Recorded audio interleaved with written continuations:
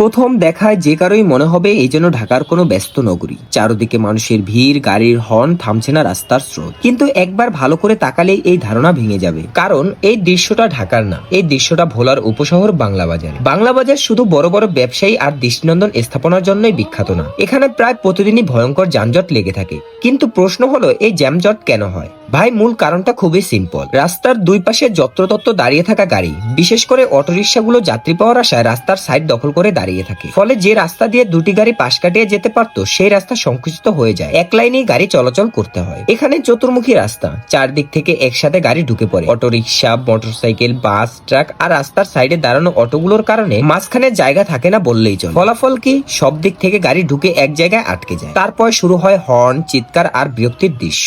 বিশ্বাস করবেন কিনা জানি না, গতকাল 17 ফেব্রুয়ারি দুপুর প্রায় 11টা নাগাদ এখানে এমন এক জ্যাম লেগেছিল, সেই জ্যাম ছাড়তে ছাড়তে প্রায় 11:30 বেজে গেছে। মাত্র আধা ঘন্টা, কিন্তু সেই আধা ঘন্টায় মানুষের ধৈর্য শেষ। ড্রাইভারের মাথা গরম আর ট্রাফিক পুলিশের মুখে শুধু ক্লান্তির ছাপ। দায়িত্বে থাকা ট্রাফিকরাও জ্যাম সামলাতে হিমশিম খায়, কারণ রাস্তা এমনিতেই ছোট, তার উপর রাস্তার সাইড দখল করে দাঁড়িয়ে থাকলে তারা চাইলেও কিছু করার থাকে না। সমাধান একটাই, নির্দিষ্ট পার্কিং ব্যবস্থা, অটোর জন্য আলাদা দাঁড়ানোর জায়গা আর নিয়ম না মানলে জরিমানা, নইলে এই জ্যাম প্রতিদিনই গল্প হয়েই থাকবে। তোমার মতে এই জ্যামের আসল কারণ কি? রাস্তা ছোট নাকি যত্রতত্র দাঁড়িয়ে থাকা অটোরিকশা? কমেন্টে জানাও আর ভিডিওটি শেয়ার দাও, যাতে দায়িত্বশীলরা বিষয়টা দেখে সচেতন হয়। ভিডিওটি কেমন লাগলো অবশ্যই কমেন্টে জানাতে ভুলবেন না।